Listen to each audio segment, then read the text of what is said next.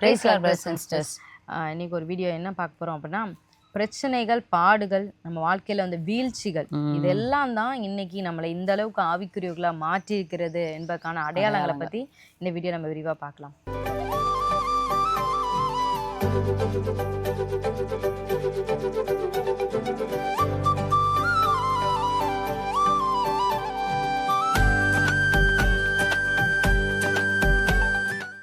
இப்போ ஒரு வேளை உங்கள் வாழ்க்கையில் பிரச்சனை, பாடுகள், வீழ்ச்சிகளே வரலன்னு வைங்களேன், நீங்கள் இந்த மாதிரி உட்காந்து ஒரு ஆவிக்குரிய வீடியோ கூட கேட்க மாட்டீங்க. கண்டிப்பாக நம்ம வந்து ஏதோ நம்ம லைஃப்பில் வந்து பிரச்சனைகள், பாடுகள் இதெல்லாம் வந்ததுனால தான் நம்ம ஆண்டரோட ஒரு நெருக்கமாகி ஒரு ஆவிக்குரிய ஒரு தாகம் வந்து நம்ம ஆண்டரை பற்றி அறியணும், அவருடைய சத்தத்தை அறியணும், இன்னும் நான் தெரிஞ்சுக்கணும், எப்படி ஜெபிக்கிறது, எப்படி பைபிள் வாசிக்கிறது, எப்படி எல்லாம் ஓவர் கம் பண்ணுறது எல்லாம் தெரிஞ்சுக்கணும். இது எல்லாமே நமக்கு வந்து ஒரு 90% மக்கள் வந்து சந்தோஷமான ஒரு சூழ்நிலையில் வந்திருக்கவே மாட்டாங்க. பிரச்சனைகள், பாடுகள் வழியாக தான் வந்திருப்பாங்க. அதுதான் நம்மளை வந்து ஒரு ஆவிக்குரியவர்களாகவே மாற்றுது. இப்போ நீங்கள் வந்து சந்தோஷப்படுவீங்க, பரவாயில்ல, நான் முன்னாடி ஒரு 10 வருஷத்துக்கு முன்னாடி எனக்கு ஒன்றுமே தெரியாது, ஆனால் இப்போ எவ்வளோ நான் ஆண்டவரை பற்றி அறிஞ்சு கொண்டேன். 5 வருஷத்துக்கு முன்னாடி எனக்கு எதுவுமே தெரியாது, ஆனால் இப்போ நான் எவ்வளோ அறிஞ்சு கொண்டேன். அப்போ நம்ம இப்பயும் உங்கள் லைஃப்பில் வந்து ஏதோ ஒரு பாடுகள், பிரச்சனைகள் போய் கொட்டுருந்தா நீங்கள் சந்தோஷம் தான் படணும். இன்னும் ஒரு 5 வருஷம் கழிச்சு நீங்கள் இப்போ இருக்க லெவலை விட ஸ்பிரிச்சுவல் க்ரோத் வந்து உங்களுக்கு அதிகமாக தான் இருக்கும். முதலாவது பார்த்தோம் அப்படின்னா, முதல் அடையாளம் வந்து என்ன அப்படின்னா, நம்ம ஜெபிக்க அதிகமாக நம்ம வந்து ஜெபிக்க பழகியிருப்போம். நம்ம எப்படி சொல்ல அப்படின்னா, ஒரு காலத்தில் வந்து 1 மணி நேரம் 2 மணி நேரம்லாம் எப்படிங்க ஜெபிக்கிறீங்க, என்னால் ஜெபிக்கவே முடியாது, எப்படி தான் ஜெபிக்கிறீங்க, எனக்கு எப்படி ஜெபம் பண்ணணும் அப்படிங்கிற அளவுக்கு நம்ம யோசிச்சுட்டு இருந்திருப்போம். ஆனால் இந்த பிரச்சனைகள், பாடுகள், இந்த வீழ்ச்சிகள் இது எல்லாமே நம்மளை வந்து பல மணி நேரம் ஆண்டவர் சமூகத்தில் ஜெபிக்கிற அளவுக்கு நம்மளை வந்து இதாகிடுச்சு. ஒரு சில நேரம் பார்த்தோம் அப்படின்னா, ஒரு சில பிரச்சனைகளுக்கெல்லாம் மனிதர்கள் எந்த அளவுக்கு நம்மளை கம்ஃபர்ட் பண்ணாலும் தேற்றினாலும் அது அந்த தேடல் வந்து நம்மளுடைய இருதயத்தை வந்து ஃபுல்ஃபில் பண்ணாது.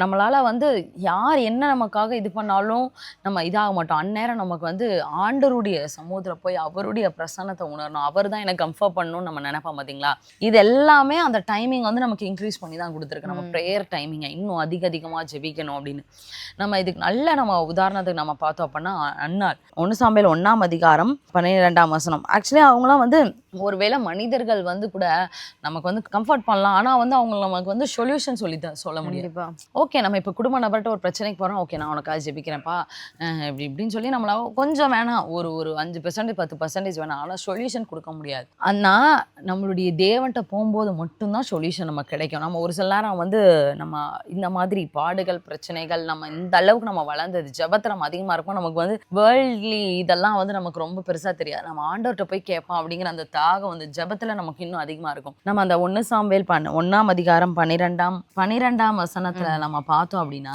அவள் கர்த்தருடைய சந்நிதியில் வெகு நேரம் விண்ணப்பம் பண்ணுகிற போது ஏலி அவள் வாயை கவனித்து கொண்டிருந்தான். அந்த இடத்துல வந்து அண்ணாள் அவளுடைய பாடுகள் மத்தியில எவ்வளவு நேரம் வந்து அந்த அண்ணாள் வந்து ஜெபம் பண்ணானே தெரியல. பைபிளை போட்டிருக்கு வெகு நேரம் அப்படிங்கும் போது 1 மணி நேரம் 2 மணி நேரம் 3 மணி நேரம் ரொம்ப நேரம் போனதே தெரியல.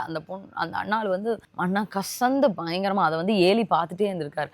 அவர் ஒருவேளை அங்கிட்ட இங்கிட்டும் நடந்துட்டே வேலை பார்த்துட்டே இருந்திருக்கலாம். காலையில பார்த்துருப்பாரு, சாயந்தரம் வரைக்கும் இந்த பொண்ணு இருந்திருக்கு. அப்ப இந்த பொண்ணு யார் காலையில இருந்து சாயந்தரம் வரைக்கும் யாரையா ஜெபம் பண்ண முடியும்? அந்த ஏலிக்கு வாயை வந்து அவங்க சவுண்ட் வரலையா, வாயை மட்டும் தான் அந்த மாதிரி லைட்டா அது 3 மினிட்ஸ் லைட்டா அப்படி பண்ணோன்னே ஏலிக்கு ஒரு சந்தேகம் வந்துச்சு. ஏப்பா நீ என்ன பண்ணிட்டு இருக்க, நீ குடிச்ச எடுத்து குடியை நீ விளக்கு அப்படின்னு சொன்னான்னு. அதுக்கு தான் உடனே சொன்னாங்க, ஐயோ ஆண்டவரே, நான் என்னுடைய மன துக்கத்துல நான் வந்து ஆண்டவர்கிட்ட நான் அந்த மாதிரி பட்ட பொண்ணெல்லாம் கிடையாது, நான் மன துக்கத்துல இது பண்றேன் அப்படின்னு சொன்னோன்னே அப்பதான் அந்த ஏலிக்கே புரிஞ்சு, ஓகே இந்த பொண்ணு இவ்வளோ நேரம் ஜெபம் பண்ற அளவுக்கு அந்த பொண்ணுக்கு எவ்வளோ பெரிய பாடு இருந்திருக்குன்னு. போகும்போது நீ சமாதானத்தோட போப்பா, ஆண்டவர் உனக்கு வந்து கிருபை செய்வான். ஸோ அவங்களுடைய வாழ்க்கை அதுக்கப்புறம் அப்படியே மாறிடுச்சு. அன்னைக்கு அந்த பொண்ணு அந்த அண்ணாள் வந்து ஊற்றுனதான இது அதுக்கடுத்து அந்த துக்க முகமாவே காணப்பட முடியல. அந்த அளவுக்கு அந்த இடத்துல அவங்க ப்ரேயர் பண்ணியிருக்காங்க. ஒருவேளை நம்மளுடைய பாடுகள் இதெல்லாம் அதிகமா இருக்கும், நீங்க நினைச்சுக்கோங்க, நீங்க ஆவிக்குரியர்களா மாறிருக்கா. முதல் அடையாளம் நம்முடைய ஜெப வாழ்க்கை வந்து அதிகமா மாறி இருக்கும், மணிக்கணக்கில் மாறி இருக்கும். அதாவது நம்ம பாடுகளே இல்லாத நேரம் ஜெபம் பண்ண சொன்னால் அப்படி மணியை பார்ப்போம், 10 நிமிஷம் இவ்வளோ நேரம் ஜெபம் பண்ண மாதிரி தெரியுது, 10 நிமிஷம் ஜெபம் பண்ணிக்கோமா. ஆனால் நம்ம ஒரு பாடுகள் மத்தியில் நம்ம ஜெபம் பண்ணும்போது அந்த டைம் கூட நம்ம பார்க்கவே மாட்டோம். எவ்வளோ நேரம் ஆனாலும் பரவாயில்ல, இன்னைக்கு நான் ஆண்டவர்கிட்ட என் இருதயத்தை நான் ஊற்றிட்டு அவர்கிட்ட ஒரு சமாதானத்தை வாங்கினதுக்கப்புறம் தான் இந்த ஜெபத்தை நான் முடிக்கணும் அப்படின்ற மாதிரி. அடுத்து ரெண்டாவதா யாரை பத்தி பார்க்க போறோம் அப்படின்னா சிம்சோனை பத்தி தான் நம்ம வந்து பார்க்க போறோம். ஆக்சுவலி அவர் பிறக்கறதுக்கு முன்னாடியே ஆண்டவர் வந்து ஒரு பெரிய நோக்கத்தோட தான் பிறப்பையே Prophetic-ஆ வந்து பிறந்த ஒரு பிறந்த மகன். ஒரு மனுஷன். ஆனா வந்து இவர் என்ன பண்ணுவாரு அப்படின்னா அதையே சுத்தமா மறந்துடுவாரு.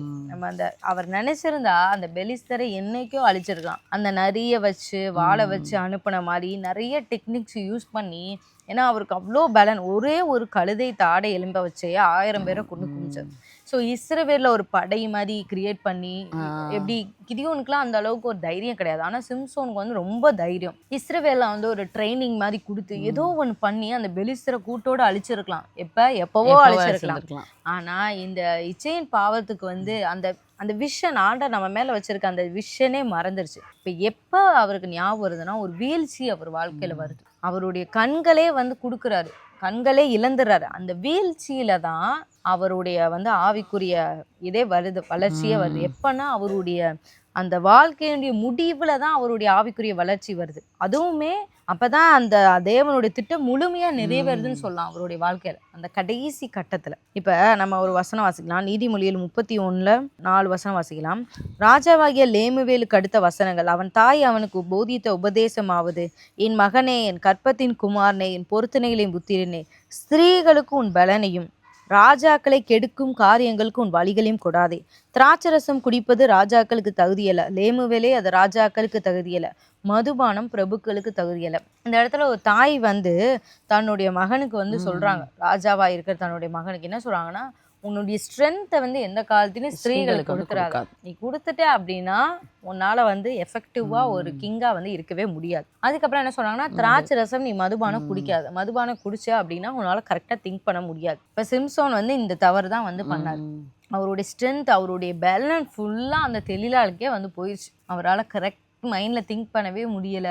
அவரால் ஒரு ஸ்ட்ரென்த்தா, அவ்வளோ பெரிய ஒரு பலசாலி, அந்த பலசாலியவே வந்து அந்த ஸ்திரீ வந்து மடக்கி போட்டுட்டா. இந்த இடத்துல என்னக்குன்னா, ஸ்திரீகளுக்கு உன் பலனையும் நம்ம தான் அந்த பலனை வந்து கொடுக்குறோம், அவர் தான் அந்த பலனை கொடுக்கறது. பாருங்களேன், இவருக்கு ஆண்டவர் அவங்க மிகப்பெரிய தேவ திட்டத்தை வச்சிருக்காரு.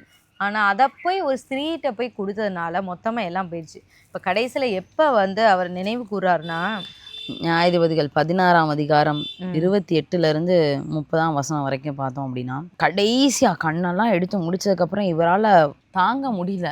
ஏதாச்சும் ஆண்டவர் இந்த இடத்துல ஒரு இது பண்ணணும், எனக்கு திருப்பி அந்த பலனை ஒரு நிமிஷமாச்சும் தாங்க ஆண்டவரேன்னு அழுகிறாரு. அந்நேரம் தான் நம்ம நியாயாதிபதிகள் 16ஆம் அதிகாரம் 28 30 வசனம் வரைக்கும். அப்பொழுது சிம்சோன் கர்த்தரை நோக்கி கூப்பிட்டு, கர்த்தராகிய ஆண்டவரே, நான் என் 2 கண்களுக்கு ஒரே தீர்வையாய் பெலிஸ்தர் கையிலே பழிவாங்கும்படி இந்த ஒரு விசை மாத்திரம் என்னை நினைத்தருளும் தேவனே, என்னை பலப்படுத்தும் என்று சொல்லி, அவர் அந்த 2 கண்கள் எனக்கு இப்போ இல்லாமல் போயிடுச்சு, நீங்கள் வந்து இந்த ஒரு விசை மாத்திரம் எனக்கு வந்து என்னை பலப்படுத்துங்க, அந்த பலனை எனக்கு தாங்க, நான் இந்த ஸ்திரீக்கு முன்னாடி நான் கொடுக்கப்பட்டதான் என்னுடைய பலனை வந்து எனக்கு தாங்க, என்னை பலப்படுத்துங்கன்னு சொல்லிட்டே, சிம்சோன் அந்த வீட்டை தாங்கி நிற்கிற 2 தூண்கள், ஒன்றை தன் வலது கையினாலும் மற்றொன்றை தன் இடது கையினாலும் பிடித்து கொண்டு, என் ஜீவன் பெலிஸ்தரோட கூட மடிய கடவுது என்று சொல்லி பலமாய் சாய்க்க அந்த வீடு அதன் மேல் இருந்த பிரபுக்கள் மேல் எல்லா ஜனங்கள் மேலும் விழுந்தது. இவ்விதமாய் அவன் உயிரோடு இருக்கையில் அவனால் கொல்லப்பட்டவர்களை பார்க்கிலும் அவன் சாகும்போது அவனால் கொல்லப்பட்டவர்கள் அதிகமா இருந்தார்கள். இப்பதான் அந்த பெலிஸ்தரா கூண்டோட அழிக்கணும்ன்ற ஒரு எண்ணமே வருது. எப்ப வருது? ஒரு வீழ்ச்சி அவருடைய வாழ்க்கையில ஒரு சரிவை பார்த்ததுக்கு அப்புறம் தான் வருது. ஏன்னா அவ்வளோ காலம் வந்து சிம்சோனுக்கு வந்து அவ்வளோ பெரிய வாழ்க்கையில பெரிய சரிவுலாம் வந்திருக்காரு. அவர் வந்து எவ்வளவோ பேரை கொன்றுருக்காரு. அவங்க பேரண்ட்ஸ் கூட நீ வந்து இதுக்காக தான் நீ அழைக்கப்பட்டிருக்கான்னு சொல்லி கூட வளர்த்துருக்கலாம். ஆனாலும் அவர் அந்த இதை மாறிடுச்சு, ட்ராக் மாறி. பெலிஸ்தரை அழிக்கணும், நான் பிறந்ததே பெலிஸ்தரை அழிக்கதான் அப்படின்ற அந்த ஃபோக்கஸ் வந்து அவருக்கு மாறாம இருந்திருந்தா ரொம்ப வந்து நல்லா இருந்திருக்கும். ஆனாலும் ஆண்டவர் வந்து ஒரு சரிப்பா, கடைசியில் ஆண்டவரே பார்த்தாரு, சரி இவன் கண்ணு போனா நம்ம புதிய ஏற்பாட்டில் பார்ப்போம்ல, உன் கண்ணோட இடரல் உண்டாக்கினா அதை பிடுங்கி எரிந்து போடுன்ற மாதிரி சிம்சோனோட கண்ணே பூண்டாலும் பரவாயில்ல, அவனுக்கு வந்து அவன் பரலோகத்துக்கும் வரணும் கடைசியா, அதே சமயம் அவன் மேல வச்சிருக்க தேவ திட்டமும் நிறைவேறணும். அவரே சொல்றாரு, இவங்களோட சேர்ந்து நான் மடிய கடவுன்னு சொல்லியே அவர் வந்து அந்த பலமாய் அதை அசைக்கிறார். இந்த சம்பவம் வந்து இதுக்கு முன்னாடி இது வந்து இவர் இந்த மாதிரி வராம இருந்திருந்தார், அந்த ஸ்ரீக்கு வந்து அந்த இடத்துல வந்து அவருடைய பலனை வந்து கொடுக்காம இருந்து நல்ல பிள்ளையா இருந்திருந்தார் அப்படின்னா இந்நேரம் இவர் உயிர் தப்பிச்சிருந்திருக்கும். இவங்க எப்பனாலும் பெலிஸ்தர் சாகிறது நிஜம்தான், ஆனா இவருடைய ஏதாச்சும் தப்பு செஞ்சிருக்கலாம். இன்னைக்கு வந்து அந்த கடைசி வீழ்ச்சியில கூட ஆண்டவர் வந்து ஒரு பெரிய அற்புதத்தை வந்து ஆண்டவர் வந்து அந்த இடத்துல செய்தார். எப்படியோ ஆண்டவர் அந்த கடைசி நிமிடம் அந்த வீழ்ச்சியான ஒரு நேரத்துல கூட ஒரு ஆவிக்குரியவரா சிம்சோன் வந்து மாறி ஏதோ ஒரு நம்ம கூட ஒரு சில நேரம் சொல்லுவோம்ல, சரி எப்படியோ சாகரப்பயாவது ஆச்சும் அவங்க ஆண்டவரை ஆண்டவர் தேடி தேடிட்டாங்க. போயிட்டாங்க அப்படின்னு. அந்த அந்த கடைசி மாதிரி நாட்கள்ல கடைசி நேரத்துல கூட ஆண்டவர் வந்து அந்த வீழ்ச்சி தான் சிம்சோனை வந்து அந்த வார்த்தை சொல்ல வச்சுச்சு. இல்ல அப்படின்னா அப்ப கூட அவருக்கு அந்த உணர்வே இருந்திருக்காது. கண்டிப்பா. தெளிலால வேணா வந்து இது பண்ணியிருப்பாரு தவிர, நான் பெலிஸ்தரை நான் கொல்லணுன்ற அந்த உணர்வு வந்து அப்ப கூட வந்திருக்குமான்னு தெரியல. ஸோ ஒவ்வொரு முறை நம்ம கீழே விழும்போதும் ஒரு வீழ்ச்சி நம்ம வாழ்க்கையில வரும்போதும் நம்மள ஒரு ஸ்டெப் ஆவிக்குரியவர்களாக தான் அதை கண்டிப்பா. மாத்திருக்கு. அதனால இன்னைக்கு நம்ம சந்தோஷப்படுவோம். என்னுடைய வீழ்ச்சியிலையும் ஆண்டோடைய ஒரு பர்பஸ் நிறைவேறிச்சா, அதுக்காக நன்றி ஆண்டவரே அப்படின்னு நம்ம சொல்லுவோம். அடுத்து 3வது பார்த்தோம் அப்படின்னா, பேதுருக்கு வந்து எப்பயுமே அந்த ஒரு ஓவர் கான்ஃபிடென்ட் எப்பயுமே நம்ம வீடியோலயே நம்ம அடிக்கடி பார்ப்போம். பேதுரு வந்து ஆண்டவர் அதிகமா நேசிச்சாரு, அவர் மேல தான் சபை கட்டினாரு. ஆனா அந்த சபை அவர் மேல கட்டப்பட விடாதபடிக்கு அவர்கிட்ட ஒரு ஸ்மாவம் வந்து ஒரு மாதிரி இருந்துச்சு. அது ஆண்டவர் வந்து அப்பப்போ சொல்லிக்கிட்டே தான் வந்தாரு. நீ வந்து கொஞ்சம் நீ இதா இருக்கிற. ஃபர்ஸ்ட் டைம் சொல்லுவாரு, உன்னை கோதுமை போல புடைக்கிற சத்துரு கேட்டான், உன் விசுவாசம் ஒளிந்து போகாதபடிக்கு நான் ஜெபிக்கிறேன். வேற யார்ட்டையுமே ஆண்டவர் அப்படி சொல்லிக்க மாட்டாரு, பேதுருட்ட மட்டும் தான் சொல்லியிருப்பாரு. அதே மாதிரியே பேதுருட்ட ஸ்பெசிஃபிக்கா சொல்லுவாரு, நீ 3 தரம் என்னை மறுதலிப்ப அப்படின்னு சொன்னப்ப இவர் என்ன சொல்லுவாருன்னா, ஒரு வசனம் இருக்கு மார்க் 14:29 இருக்கு. அதற்கு பேதுரு, உபந்த நிமித்தம் எல்லாரும் இடரல் அடைந்தாலும் நான் இடரல் அடையேன். ஆக்சுவலி ஆண்டவர் ஸ்பெசிஃபிக்கா சொன்னது பேதுருட்ட தான் சொன்னாரு, உனக்கு தான் இந்த டெஸ்ட் வரப்போகுது. பேதுரு சொல்றாரு, எல்லாரும் தோத்துட்டா கூட ஆண்டவரே நான் செய்ய மாட்டேன் அப்படின்னு. ஒரு சில நம்மளுக்கு இந்த மாதிரி ஓவர் கான்ஃபிடென்ட் வந்துடும். அதனால இந்த ஓவர் கான்ஃபிடென்ட் வந்து இப்போ வந்து வரவே கூடாது. ஆனா இதுவும் வந்து பின்னாடி அவர் ஒரு மெச்சூர்ட் ஆகுது. அதை தான் நம்ம இன்னைக்கு பார்க்க போறோம். அதாவது இப்படி சொல்லிட்டாரு, சொன்னதுக்கப்புறம் என்ன பண்ணுவான்னா அந்த பாவத்துல விழுந்துருவாரு. எப்படின்னா அந்த சேவல் கூவும். ஆமா சேவல் அந்த கூவும், ஸ்ரீ ஆண்டவர் வந்து கேட்பாங்க, அந்த பெண் வந்து கேட்டோன்னே இவர் 3 டைம் வந்து ஆண்டரை மறுதலிச்சு பயங்கரமான காரியெல்லாம் பண்ணிடுவாரு. மொத்தத்துல அந்த சோதனையில அவர் வீழ்ந்துட்டார். இவருக்கும் ஒரு வீழ்ச்சி வருது. அதுக்கப்புறம் தான் எல்லாம் முடிஞ்சதுக்கப்புறம் ஆண்டவர் வந்து உயிர்த்தெழுந்ததுக்கு அப்புறம் வராரு. வந்து ஆண்டவர் ஒரு வார்த்தை கேட்பாரு. யோவான் 21:15 இருக்கு. அவர்கள் போஜன பண்ணின பின்பு இயேசு சீமோன் பேதுருவை நோக்கி, யோவானின் குமாரனாகிய சீமோனே, இவர்களிலும் அதிகமாய் நீ என்னிடத்தில் அன்பா இருக்கிறாயா என்றார். ஆண்டவர் ஆக்சுவலி என்ன கொஸ்டின் கேட்கிறான்னு, இவங்க எல்லாத்த விட நீ என்கிட்ட அன்பா இருக்கியா அப்படின்னு கேட்கிறார். அப்ப வந்து முன்னாடி இந்த பேதுருவா இருந்தாருன்னு வைங்களேன், அவர் என்ன பதில் சொல்லிப்பாருன்னா, ஆண்டவரே இவங்க எல்லாம் உங்க மேல என்ன அன்பு வச்சிருக்காங்க, நான் உங்களுக்காக என்ன வேணா பண்ணுவேன் அப்படின்ற மாதிரி தான் அவர் வந்து ஆன்சர் சொல்லுவார். ஆனா இப்ப வந்து எப்படி சொல்றாருன்னா, அதற்கு அவன், ஆம் ஆண்டவரே, உம்மை நேசிக்கிறேன் என்பதை நீர் அறிவீர் என்றான். ஒரே சிம்பிளா முடிச்சிட்டாரு. இவங்க என்னங்கிறது உங்களுக்கு மட்டும் தெரியும் போதும் அப்படின்னு. இவங்க ஆண்டவர் கேட்ட கொஸ்டின் என்னன்னா, இவங்க எல்லாத்த விட நீ என்னை நேசிக்கிறியா அப்படின்னு. ஆனா எவர் என்ன சொன்னாரு, முன்னாடி மாதிரிலாம் அவரு அந்த ஓவர் கான்ஃபிடென்ட்டுக்கே நான் வரல அப்படின்னு சொல்லிட்டு, நான் உங்களை நேசிக்கிறேன்றது உங்களுக்கு தெரியும் அப்படின்றதே நிப்பாட்டிட்டார். இப்ப அந்த ஒரு பாடுகள் பிரச்சனைகள் வரும்போது நம்மள எந்த அளவு மோல்ட் பண்ணுது பாருங்களேன். ஒரு சுபாவத்துல கூட நம்மளுக்கு எந்த அளவு சேஞ்சஸ் வருதுன்னு பாருங்க. ஒரு பேச்சு ஒவ்வொரு முறை அந்த சென்டென்ஸ் நம்ம பேசும்போது கூட நம்ம ஒரு தெளிவா, ஓகே நம்ம முன்னாடி இப்படிதான் சொல்லி நம்ம பிரச்சனையை தேவையில்லாம நம்ம திருப்பி விழுந்துட்டோம். ஸோ இந்த டைம் வந்து அவர்கிட்டயே நம்ம ஒப்பு கொடுத்துருவோம். எனக்கு வந்து சொல்ல என் வார்த்தையால இந்த அளவுன்னு கூட எனக்கு சொல்ற அளவுக்கு எனக்கு தெரியல, நீங்க உங்களுக்கு தெரியும், அந்த அளவே நீங்க நினைச்சுக்கோங்க அப்படிங்கிற மாதிரி சொல்லிட்டாரு. அவருக்கே கடைசியில வந்து ஒரு இது வந்துட்டாரு, இவங்கள விட நான் அதிகமா நேசிக்கிறேன்னா என்னன்னு கூட தெரியல, ஆனா நான் நேசிக்கிறேன் அவ்வளவுதான், நான் அதை கம்பேர் பண்ணலாம் விரும்பல அப்படின்ற மாதிரி சொல்லிட்டாரு. முன்னாடி வந்து அப்படி கிடையாது. இப்ப படகுல 12 பேர் எல்லாரும் உட்கார்ந்துருந்தாங்கன்னா இவர் மட்டும் குதிச்சு வெளியே போவாரு, நான் வரேன் உங்ககிட்ட, நான் நடந்து வரேன் அப்படின்னு சொல்லிட்டு அந்த ஒரு துட்டுப்பா வந்து செயல்படுவார். ஏன்னா இப்ப வந்து ரொம்ப அப்படியே காம் ஆகிட்டார். ஓகே நானும் உங்களை நேசிக்கிறேன் அப்படின்ற மாதிரி. எனக்கும் வீழ்ச்சி வருது, ஓகே நானும் என்னதான் துடுப்பா இருந்தாலும் நானும் இந்த துடுப்புனால ஒரு சில நேரம் நான் வீழ்கிறதுக்கான சந்தர்ப்பங்கள் எனக்கு இருக்கு. இப்போ இனிமே நான் ரொம்ப ஜாக்கிரதையா இருப்பேன். அந்த விஷயத்துல நான் ரொம்ப கான்ஃபிடென்ட்டா இல்லாம உங்க சித்தத்தின்படியே நீங்க என்ன சொல்றீங்க, நீங்க என்ன எதிர்பார்க்குறீங்களோ அதன்படியே நான் போறதுக்கு நான் முயற்சி பண்றேன் அப்படின்னு சொல்லிட்டு ஆண்டர்ட்ட முழுமையுமா சரண்டர் ஆயாச்சு. ஏன்னா இன்னைக்குமே நம்ம கிறிஸ்தவ உலகத்திலே நான் ஒரு கால் இயேசுவை விட்டு பின்வாங்க மாட்டேன்னு சொன்ன நபர்கள் கூட இன்றைக்கு வெளியே போயிருக்காங்க. கிறிஸ்தவத்தை கிறிஸ்துவ மறுதளிச்சு இன்றைக்கு வெளியே போனவங்க நிறைய பேர் இருக்காங்க. அவங்க ஒரு காலத்துல ஆண்டவருக்காக பயங்கரமா ஓவர் கான்ஃபிடென்ட்டா இருந்தவங்க தான். பேதுரு மாதிரி ஓவர் கான்ஃபிடென்ட்டாக இருந்தோம். ஸோ அந்த விஷயத்தில் நம்ம வந்து இது பண்ணவே கூடாது. இருந்தாலும் பேதுருடைய வீழ்ச்சி வந்து அவருடைய ஆவிக்குரிய வாழ்க்கைக்கு ஒரு படி அவரை வந்து உயர்த்திருக்குன்னு தான் சொல்லணும். அவருக்கு ஒரு லெவல் ஆஃப் ஒரு மெச்சூரிட்டி வந்து அந்த இடத்துல வந்திருக்கு. முன்னாடி மாதிரி சுபாவத்துல மாற்றங்கள் வந்து பேச்சுல ஒரு மாற்றம். பேச்சுல ஒரு மாற்றம், சுபாவத்திலயும் ஒரு மாற்றம், ஹம்பிள்னஸ்.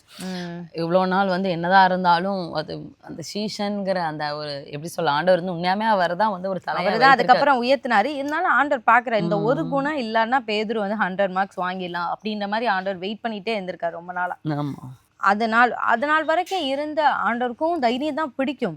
ஆனா அந்த தைரியத்தோட சேர்ந்த ஒரு பெருமையும் வருது பாத்தீங்களா நமக்குள்ள, அது ஆண்டவர் பிடிக்காது. அதனால அதுக்கப்புறமா அவர் ரொம்ப தைரியமா தான் இருந்தாரு. ஆனா அதுக்கப்புறம் இந்த மாதிரி பெருமையா இருந்த மாதிரி இல்ல. சுயத்துக்கோ அந்த பெருமைக்கோ அவருடைய நான்கிற அந்த இடத்துக்கு அவருக்கு இடம் கொடுக்கவே இல்லை. மத்தவங்களை விட நான் ஒரு பெட்ரு அப்படின்ற மாதிரி அவர் இடம் கொடுக்கல.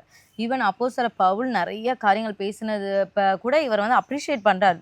அவர் பேசுறது எனக்கு புரிய மாட்டேங்குது. கடைசி அவருடைய நிருபத்துல எல்லாம் அந்த கடைசியா எழுதியிருப்பார். அவரை மாதிரிலாம் வந்து அந்த அளவுக்கு ஞானமும் அவர் பேசியிருக்க பாதி இப்ப வரைக்கும் மறைபொருளா தான் இருக்குங்கிற மாதிரி. அதே மாதிரி அப்போஸ்தலர் பவுலையும் ஒரு மனமும் வந்து அக்செப்ட் பண்ணிக்கிட்டாரு. ஏன்னா அப்போஸ்தலர் பவுல் சொல்லுவாரு, நான் பேதுருவோட போய் 15 நாள் நான் தங்கினேன். இப்ப முன்னாடி பாவத்துல இந்த மாதிரி பேதுருவா இருந்தான்னு வைங்களேன், நீ என்ன அப்போஸ்தலன், நான் இயேசுவோடய கூட வாழ்ந்து வந்து அப்போஸ்தலன், நீ என்ன, நீ நேத்து ரட்சிக்கப்பட்ட, நீ எனக்கு சொல்றியா அப்படின்ற மாதிரி கூட பேதுரு வந்து சொல்லிடலாம். ஈவன் பேதுருவ ஒரு சில நேரத்துல அப்போஸ்தலன் பவுல் வந்து கண்டிச்சுக்கிறது இதெல்லாமே அக்செப்ட் பண்ணிட்டாங்க. எப்போ அப்படின்னா இந்த சுபாவத்துல அவர் வந்து அங்க மாறினது, அவருடைய அந்த சேஞ்ச் ஆர்டர் வந்து இதை தான் ஆர்டர் வந்து எதிர்பார்த்தார். அதனால ஒரு வீழ்ச்சி கூட நம்ம வாழ்க்கையில நம்ம அநேக நேரம் நம்ம வீழ்ந்தப்ப கூட ஆண்டவர் நம்மளை வந்து ஆவிக்குரியவர்களாய் மாற்றி இருக்கிறார். கடைசியா இன்னும் நம்ம ஒரே ஒரு நம்பரை மட்டும் நம்ம பார்த்துடலாம். அது யார் அப்படின்னா அப்போஸ்தலனாகிய பவுல். அவர் வந்து நம்ம இப்போ பேதுரு பார்த்தோம், ஆனால் அதுக்கடுத்து அப்போஸ்தலனாகிய பவுல். நம்ம பவுல் பற்றி எல்லாருக்குமே தெரியும். ஏன்னா வேதத்தை அநேக புஸ்தகங்களை எப்படி சொல்ல பயங்கரமான ஒரு ஞானம் உள்ள அவர். ஜென்ரலாகவே ரசிக்கப்படுறதுக்கு முன்னாடியே ஞானம் எதனாலும் நல்லா செய்யறது, அந்த ஒரு நல்ல ஒரு பயம் இல்லாத ஒரு சுபாவம், நல்லா ஃபேஸ் பண்றது, இந்த மாதிரி எல்லாமே அவருக்கு சின்ன வயசுல இருந்து அவர் அந்த பழக்கத்துல வளர்ந்தவர். ஆனாலும் அப்ப பாத்துக்கோங்க, அந்த மனுஷனுக்கு எல்லாமே தெரிஞ்சு, இத்தனைக்கு பணக்காரர் கூட அவர் வந்து நல்ல ஒரு அந்த மனுஷனுக்கு அப்போ ஆரம்பத்திலே வந்து அந்த பெருமைங்கிறது வந்து சின்ன வயசுல இருந்தே கூட இருந்திருக்கலாம். ஆனா ஆண்டவர் வந்து அதெல்லாம் மாற்றி ஓகே வேர்ல்டு காரியம்லாம் விட்டுருப்பா, இப்ப ஆவிக்குரிய ரீதியிலும் வராரு, டாப் லெவல்ல தான் நிக்கிறாரு. அந்த டாப் 9 வரங்கள், பரலோக தரிசனம், 3வது வானம் வரைக்கெல்லாம் ஏறிட்டு போயிட்டு சர்வசாதாரணமா இப்படி போயிட்டு வர்றது, அற்புதங்கள், மக்கள் மத்தியில பயங்கரமா அற்புதம் செய்யறது, இது எல்லாமே இருக்கு. ஆண்டவர் பாக்குறாரு, இது எல்லாமே இங்க இருந்து நான் இவனை வந்து இழந்துடக்கூடாது, கண்டிப்பா இவனை வந்து நான் இழந்துடக்கூடாது அப்படின்னு சொல்லிட்டு அவருடைய சரீரத்துல வந்து ஒரு சின்ன ஒரு வியாதி மாதிரி ஒண்ணு கொடுக்குறாரு. அந்த இதை பார்த்தோம் அப்படின்னா தெரியும். 2 கொரிந்தியர் 12ஆம் அதிகாரம் 7ஆம் வசனம். அன்றியும் எனக்கு வெளிப்படுத்தப்பட்டவைகளுக்குரிய மேன்மை நிமித்தம் நான் என்னை உயர்த்தாதபடிக்கு என் மாம்சத்திலே ஒரு முள் கொடுக்கப்பட்டிருக்கிறது. என்னை நான் உயர்த்தாதபடிக்கு அது என்னை குட்டும் சாத்தானுடைய தூதனாய் இருக்கிறது. ஆண்டவர் பார்த்தாரு, இந்த ஒரு விஷயத்தினால நான் மொத்தமா எழுந்துடக்கூடாது, இவன் மூலியமா அநேகர் பின்னாடி அநேகர் கனெக்ட் ஆயிருக்காங்க, அவங்களையும் நான் இழந்துடக்கூடாதுங்கிறனால ஆண்டவர் வந்து ஆரம்பத்தை பார்த்தேன். ஓகே ஏதோ ஒண்ணு நம்ம வந்து இந்த மாம்சத்தை நம்ம ஒண்ணு கொடுப்போம். ஏன் அப்படின்னா அது ஒண்ணு அதை அவருக்கு வந்து பார்க்கும் போதெல்லாம் அவருக்கு வந்து ஓகே நானும் ஒரு மாம்சத்துல நானும் வந்து இருக்கேன், என்னை பெருமை பாராட்டுறதுக்கு அவரே சொல்றாரு, என்னை உயர்த்தாதபடிக்கு ஆண்டவர் வந்து கொடுத்துருக்காரு அப்படின்னு சொல்லிட்டு. ஸோ எந்த ஒரு சூழ்நிலையும் கடைசி வரைக்கும் நான் வந்து கடைசி மூச்சு வரைக்கும் ஒரு இடத்துல கூட என்னுடைய பெருமை வந்து அந்த இடத்துல ஓங்காதபடிக்கு இது வந்து அவருக்கு வேதனை இருந்துகிட்டே தான் இருந்திருக்கு. ஏன்னா ஆண்டவர் வந்து வேதனை எடுத்து போடுங்கன்னு அவர் கேட்கிறாரு. 3 வயசு கேட்கிறார். அப்ப ஆண்டவர் இல்லப்பா, என் கிருபை உனக்கு போதும், பலவீனத்துல உன்னோட பலவீனத்துல என் பலன் வந்து கொஞ்சம் பூர்ணமா அவளுங்க, நான் சுகம் அதுல நான் உனக்கு தரல, இது உனக்கு கடைசி வரைக்கும் இந்த நீ மிஞ்சி போனா 70 வருஷம் 80 வருஷம் இருப்பியா, அது வரைக்கும் உனக்கு இந்த பாடு, நீ எப்பனாலும் சகிச்சுதான் ஆகணும், கிருபை போதுங்கிறதோட நிப்பாட்டிட்டாரு ஆண்டு. இவர் மூலமா எத்தனையோ பேத்துக்கு சுகம் கொடுத்திருக்காரு, மரித்தவரை எழுப்பியிருக்காரு. கட்சிஃப்லாம் தொடும் போதே, இந்த கட்சி பெல்ட் எல்லாம் தொடும் போதே சுகம் பெற்றவங்க அது எத்தனை பேர் இருக்காங்க. அப்படிங்கும் போது இதெல்லாம் ஆண்டவருக்கு வந்து ஒரு இதாக இருக்கா. இருந்தாலும் ஆண்டவர் வந்து எந்த ரூபத்துல அந்த பெருமைங்கிறது வந்து உள்ள வந்துடக்கூடாது அப்படிங்கிறனால அந்த ஒரு சின்ன அந்த ஒரு பாடை வந்து அனுபவித்துட்டே இருந்தாங்க. அதனாலதான் வந்து அவருக்கு வந்து எப்பயுமே அதனாலதான் வந்து, ஏன்னா ஏற்கனவே ஆண்டவர் வந்து வானத்திலேயே வந்து இதே மாதிரி பெருமைப்பட்டு சாத்தானை ஒரு கூட்டம் வந்து ஆண்டவர் இழந்தனாலதான் இன்றைக்கு பூமியில வந்து இவ்வளவு பெரிய பிரச்சனை. அதனாலதான் நம்ம பைபிள்லயே பாக்குறோம் பெருமை உள்ளவனுக்கு எதிர்த்து நிற்கிறான். ஏன்னா ஆண்டவர் அதை ஸ்ட்ராங்கா அப்போஸ் பண்றாரு. சொன்ன மாதிரி அந்த தேவதூத கூட்டத்தை இழந்தனாலயோ என்னமோ நம்ம மனுஷங்களையும் ஆண்டவர் இழக்க கூடாதுன்றக்காகவே அந்த பெருமையை வந்து ஆண்டவர் முதல்ல அப்போஸ் பண்றாரு. ரொம்ப இது பண்றாரு. அவருக்கு கொடுக்கக்கூடிய ஹானர். ஏன்னா அவரால தான் நிக்கிறோம். இன்னைக்கு அப்போஸ்தலன் பவுல் ஏப்பா கை வச்சா அப்படி போறது இல்ல. இயேசுவுடைய நாமத்தினால அங்க சொன்னாதான் அங்க போகுது. அதனால அவருக்குரிய கனத்தை நம்ம கொடுத்துதான் ஆகணும் என்னதான் இருந்தாலும்.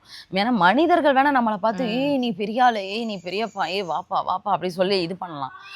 ஆனா நமக்கு தெரியும் யாருடைய நாமத்தினால நம்ம சொல்றோம், யாருனால நமக்கு இந்த இந்த விஷயமே நமக்கு கிடைச்சிருக்குன்னு. அதான் நம்ம மறந்துடக்கூடாதுன்னு. மக்கள் என்னதான் நம்மளை ப்ளீஸ் பண்ணிட்டே இருந்தாலும் நம்ம இருதயம் அந்த வார்த்தையை கேட்டுட்டு ஆண்டவரை விட்டுறக்கூடாதுங்கிறனாலே ஆண்டவர் வந்து அன்னைக்கு இது பண்ண. ஒருவேளை நமக்கும் அதே மாதிரி தான் பாடுகள் வீழ்ச்சிகள் இதெல்லாம் வரும்போது நம்ம வந்து ஒரு சில நேரம் ஆண்டவர் நமக்குனே ஒரு சில விஷயங்களை வந்து வச்சிருப்பாரு. இதெல்லாம் நம்ம ஆவிக்குரியவங்களா மாற்றுவதற்கான அடையாளம்.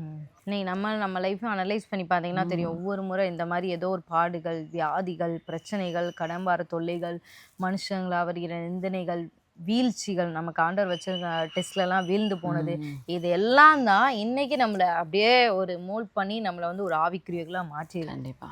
அதனால யாரும் சோர்ந்து போகாதீங்க. நம்ம கண்டிப்பா இந்த உலகத்திலே இருக்க போறது கிடையாது. நம்ம பரலோகத்தை நோக்கி தான் ஓடிக்கிட்டு இருக்கோம். அதனால இன்னைக்கு நீங்க படுகிற பிரச்சனைகளும் நாளைக்கு உங்களை ஒரு ஸ்டெப் ஆவிக்குரியவர்களாக தான் மாற்றும் என்பதில் எந்த சந்தேகமும் இல்லை. அதனால அதை ஒப்பு கொடுத்து நம்ம போவோம். நிச்சயமா ஆண்டவர் பெரிய காரியங்களை செய்வார். இந்த வீடியோ உங்களுக்கு ரொம்ப பிரயோஜனமாக இருந்திருக்கும் அப்படின்னு நாங்கள் சுவாசிக்கிறோம். இந்த வீடியோ நீங்கள் அநேகருக்கு ஷேர் பண்ணுங்கள். இந்த சத்தியம் தெரியாதவங்க பிரயோஜனமாக இருக்கும். மீண்டும் அடுத்த ஒரு வீடியோவில் உங்களை சந்திக்கிறோம். கர்த்தர் உங்களை ஆசீர்வதிப்பாராக.